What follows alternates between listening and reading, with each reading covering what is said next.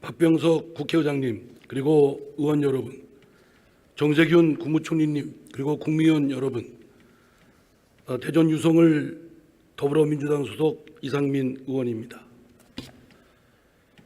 대전환의 시대다라고 합니다. 디지털 혁명과 또 코로나 사태, 사회 모순의 심화, 엄청난 파고 속에 있습니다. 국민들께서는 캐도남마처럼 문제를 해결하고 희망을 갖고 미래로 나아갈 수 있는 딘돌 같은 새로운 세상을 갈망하고 있습니다. 그럼에도 현실은 그에 턱없이 못 미칩니다. 국가 전체 차원의 대대적인 혁신이 요구됩니다.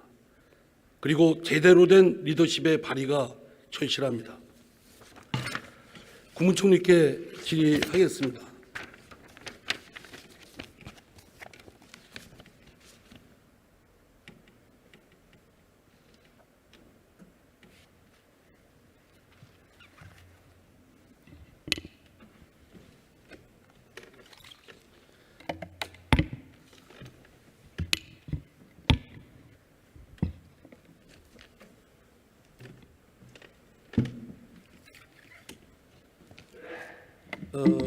지금 국무총리님, 모든 공직자 또 방역 현장에 계신 분을 대표해서 노고가 많으십니다.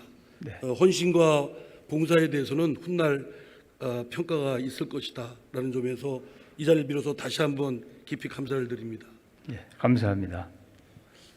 첫 번째 대북 원전 추진 의혹 문제를 먼저 말씀을 좀 묻겠습니다. 야당에서는 이제 문재인 정부가 극비리에 북한 원전을 추진한다라고 의혹을 제기하는데 제 생각으로는 중대한 오류가 있다, 이런 생각이 듭니다. 왜냐하면 설사 100번 양보해서 그런 구상과 의지가 있었다고 하더라도 저 개인적으로는 사실 그런 구상과 의지는 할 수 있다고 봅니다. 그러나 어쨌든 그런 의지가 있었다고 실제 한다 하더라도 그건 한국 정부 혼자서 할 수 없는 일 아닙니까? 예, 그렇습니다. 북한의 비핵화가 이루어져야 되고, 그다음에 핵 확산 금지 조약에도 북한이 복귀해야 되고, 또 원전에 관한 원천 기술에 대해서 이용과 관련된 북한과의 미국 사이의 협정도 맺어야 되고, 최소한의 그런 국제법적 조건도 갖춰야 되는데 전혀 아무것도 없는 상황인데 갑자기 뜬금없이 그런 의혹이 제기된 거에 대해서 어떻게 생각하십니까? 예, 우리 정부는 그런 계획을 가진 적도 없고 또 현실적으로 가능하지도 않습니다. 금방 의원님께서 말씀하신 것처럼 NPT에 복귀를 해야 되고 IAEA의 사찰도 받아야 되고 또 미국과의 협의도 있어야 되고 해서 전혀 현실성이 없는 그런 얘기가 국민들을 불편하게 하고 있어서 참으로 안타까운 마음입니다. 정부로서는 어쨌든 이 관련된 경위를 소상히 갖고 저희 국민들한테 설명을 해주셔서 이와 같은 불필요한 소모적인 또는 어쩌면 부끄러운 정쟁이 일어나지 않도록 정부로서도 최선을 다해 주셔야 되겠다 생각합니다. 예, 이미 산업자원부에서 소상하게 그 내용을 밝혔고요. 그래서 아마 대다수의 국민들께서는 그 의혹에 대해서 이제는 의구심을 갖지 않으시는 것으로 해명이 된 것으로 그렇게 느끼고 있습니다. 저는 USB 문제도요. 지금 청와대 정무수석이 야당이 책임진다는 전제하에 그걸 공개하겠다는데 그렇게 할 건 아니고요. 공개할 일이 있으면 다 공개를 해주는 게 좋다고 봅니다. 그래서 이런 부끄러운 정쟁이 더 확산되지 않도록 조기에 종식시키는 것은 정부로서도 역할을 해주셔야 된다고 생각합니다. 예, 당연히 의혹을 해소하고 또 밝힐 것은 밝히는 것이 정부의 태도입니다. 그리고 또 그게 옳다고 생각하고요.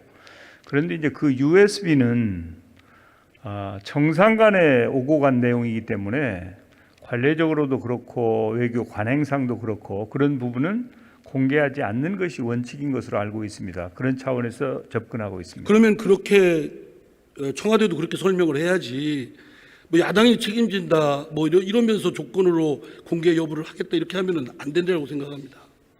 예, 아마 국제 관행이나 외교 관리를 잘 알면서 그렇게 말씀하시니까 청와대가 정무수석이 그렇게 말씀하신지 않았나 싶은데 제 생각에는 그걸 공개하는 것은 지혜롭지 않다고 생각합니다. 예. 다음 질문을 하겠습니다. 임기 문재인 정부가 4년 경과했지 않습니까? 예. 그동안 많은 개혁된 과제들이 처리가 됐고 이것 또한 역사적 평가를 받을 거라고 생각합니다. 근데 이제 최근 국정 상황을 보면 특정한 의제에 편중되고 있지 않나. 그 때문에 국론 분열과 또는 갈등이 더 증폭되지 않나. 이런 우려가 분명히 있습니다.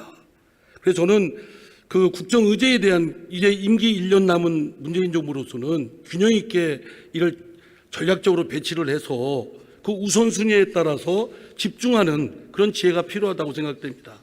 어떻게 생각하십니까? 예, 공감합니다. 이제 혹시 정부가 그런 점이 부족한 점이 없었는지 살펴보고 만약에 그런 부분이 있다고 그러면 균형 감각을 가지고 제때 필요한 조치들을 잘 취하도록 노력하겠습니다. 예. 그리고 이제 특히 국민과의 소통, 특히 반대 의견을 갖고 있는 분들과의 소통에 대해서는 의지를 갖고 좀 노력을 해주시기 바랍니다. 예, 그렇게 하겠습니다. 정치 혁신과 관련해서입니다. 지금 대변혁 시대에 그 우리 국가 운영 시스템에 대대적인 혁신이 요구되고 있습니다. 그동안 이제 독과점형, 다음에 수직형, 집중형에 있다 보니까 여러 가지 병리 현상이 드러나고 있습니다. 그래서 분권형이나 수평형이나 또 분산 네트워크형으로 변모를 해야 된다. 이런 것이 이제 전문가들의 진단이고 요구이라고 생각됩니다. 또 1인 영웅적 리더십 의제에 의존할 것이 아니라 집단지성에 협업하는 그런 리더십으로 이제 바뀌어야 된다고 생각합니다. 그런 차원에서 개헌은 매우 중요한 우리 국가 과제이고 또 묵어있는 숙제입니다. 이 개헌 물론 지금 코로나 사태 위기 여러 가지 어려운 상황이지만 또 이것 또한 국가적으로 매우 중요한 의제이기 때문에 미뤄서는 안 된다고 생각합니다. 또 총리께서도 의장시설에 굉장히 심혈을 기울였는데 예. 이에 대한 의견을 말씀해 주시죠. 예, 저는 개인적으로는 개헌론자입니다. 그래서 33년 된 우리 헌법을 시대에 맞게 고칠 필요가 있다고 하는 입장입니다만은 현재는 의원님께서 말씀하신 것처럼 코로나 상황도 심각하고 또 제가 지금 정부에 있기 때문에 정부 입장에서는 제가 개헌 논의를 앞장서거나 관여하기보다는 코로나19를 극복하고 경제 회복을 하루빨리 앞당기고 또 힘들고 어려운 자영업자나 소상공인 등 민생을 잘 챙기는 것이 저에게 주어진 책무라고 생각하고 있습니다. 국가 운영도 매우 스마트하게 돼야 되고 그 체제 또한 변모를 해야 되지 않겠습니까? 그렇습니다. 예. 그래서 정부 쪽에서도 최선의 헌법안이 도출될 수 있게끔 지혜를 모으는데 노력을 좀 해주시기 바랍니다. 예, 잘 알겠습니다. 그런 기회가 오면 그런 노력을 하겠습니다만은 현재로서는 정부가 그럴 여력이 없는 상황입니다. 예. 선거제도, 국회제도, 정당제도에 대해서도 개혁이 필요한데요. 선거제도는 지난번 연동형 비례대표제를 했지만 소기의 목적을 달성하지 못했습니다.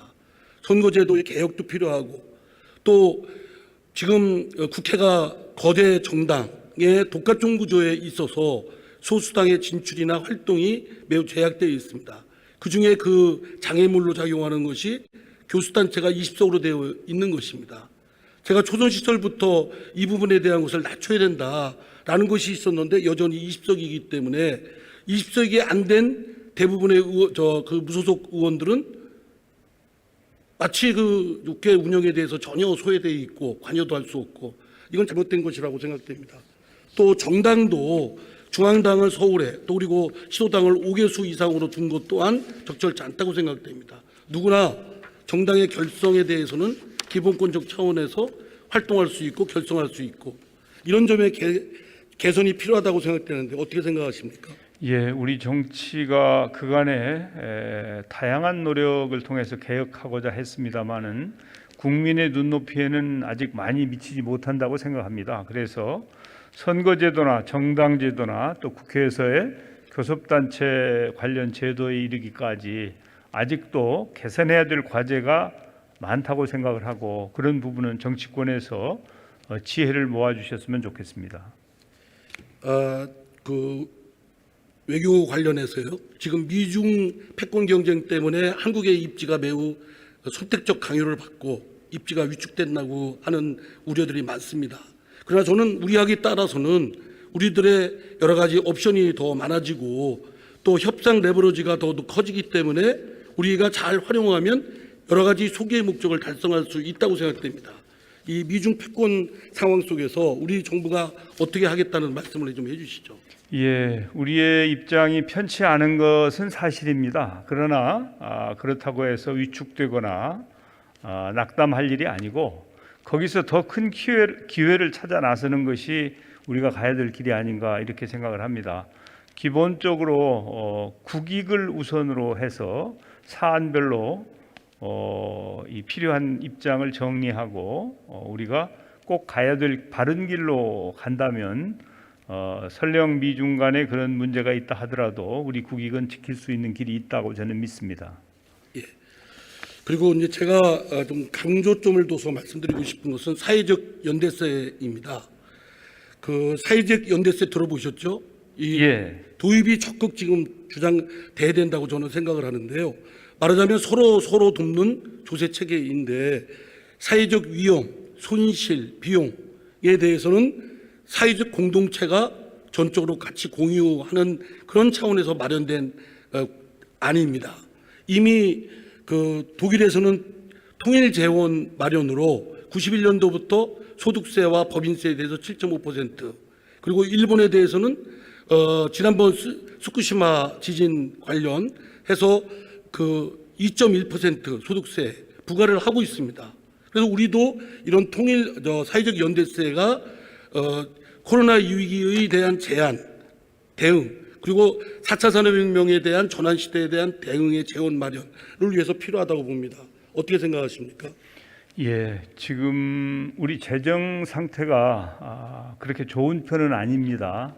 계속 수년 동안 적자 재정을 유지하고 있고 특히 이제 코로나19 극복 과정에서 재정 적자가 늘어나고 있는 게 사실이지요. 그렇게 보면 새로운 세원 발굴이 필요하다는 생각을 할 수는 있습니다만은 새로 세목을 신설하는 데 있어서는 국민적인 동의가 있기 전에는 쉽지 않습니다. 그런 차원에서 현재 정부로서는 새로운 세목을 신설한다든지 말씀하신 사회적 연대세 같은 것을 도입하는 것에 대해서는 아직 검토를 하고 있지 않습니다. 그러나 만약 뭐 국채 발행이나 등등의 그런 어쩌면 임시 변통적인 방법으로 그 재원을 막대한 재원을 조달할 수는 없지 않겠습니까?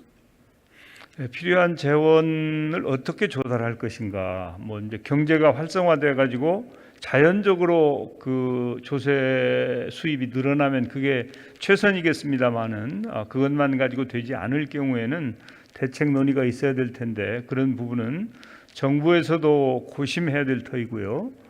국회나 특히 국민 여러분들께서 공감하실 수 있는 방안들을 활발하게 의논하는 것은 필요하다고 생각합니다. 제가 제안으로 말씀드리면 지금 조세 저항을 어쨌든 중요한 고려 사항으로 생각을 해서 그 부분을 최소화하기 위해서 과세 기간을 3년에서 한 5년 사이로 한정적으로 하고 또 과세 대상자도 소위 슈퍼리치들 초고소득 초고소득자나 초자산 보유자나 그리고 이제 그 용도도 코로나19에 대한 특별한 그 피해를 입은 분들 또는 청년층들에 한정해서 쓰도록 하면 사회적 공감대를 이루는데 저는 성공할 수 있다고 생각됩니다. 정부에서도 전향적인 노력을 좀 해주셔야 될 거라고 생각합니다. 예, 아마 그 대표연설에서도 이익공유제라고 하는 제안이 있었고요. 그 전에도 이제 상생협력이라든지 여러 가지 우리가 지금까지 이제 국가가 하지 못하는 부분을 어떻게 국민들께서 아니면 기업이나 이런 쪽에서 감당할 것인지에 대한 논의와 연구가 있어 왔죠. 그런 부분에 대해서 좀 더 많은 논의를 거치면서 국민 수용성을 확보하기 위한 노력을 해서 당장은 이제 형편이 좋은 기업들이 자발적으로 좀 어려운 측을 돕는 그런 노력이 있었으면 좋겠습니다만은 그런 부분은 아직은 이제 가시화되지 않고 있는 상황이어서 현재의 우리가 민생이나 또 어려운 계층을 돌보기 위한 그런 수요에 대해서 어떻게 필요한 재원을 마련할 것인지에 대한 폭넓은 그런 논의와 연구가 필요하겠습니다. 정부로서도 그런 부분에 대해서 잘 논의하고 검토하겠습니다. 예, 감사합니다. 수고하셨습니다. 돌아가셔도 되겠습니다. 감사합니다. 예, 마무리 말씀드리겠습니다. 이제 임기 1년 남은 문재인 정부로서는 조급증을 버려야 된다고 생각합니다. 국정의 우선순위에 따라서 균형 있게 전략적 배정을 하고 그에 집중해야 된다 생각합니다. 또 개헌 등 정치개혁 과제도 놓쳐서는 안 될 매우 중요한 의제입니다. 특히 헌정체제는 디지털 문명에 기반한 민주성과 효율성, 책임성이 작동되는 스마트한 국가 운영체계로 혁신되어야 할 것입니다. 외교 국방이 있어도 주권국가로서 또 중견국가로서 국익에 맞춰 자주적이고 또 인류 보편 가치에 근거한 글로벌 리더십을 잘 발휘하도록 해야 할 것입니다. 이와 함께 지금 말씀드린 사회적 위험 손실 비용을 공유하는 사회적 연대세를 도입할 것을 강력히 주장합니다. 경청해 주셔서 감사합니다. 감사합니다.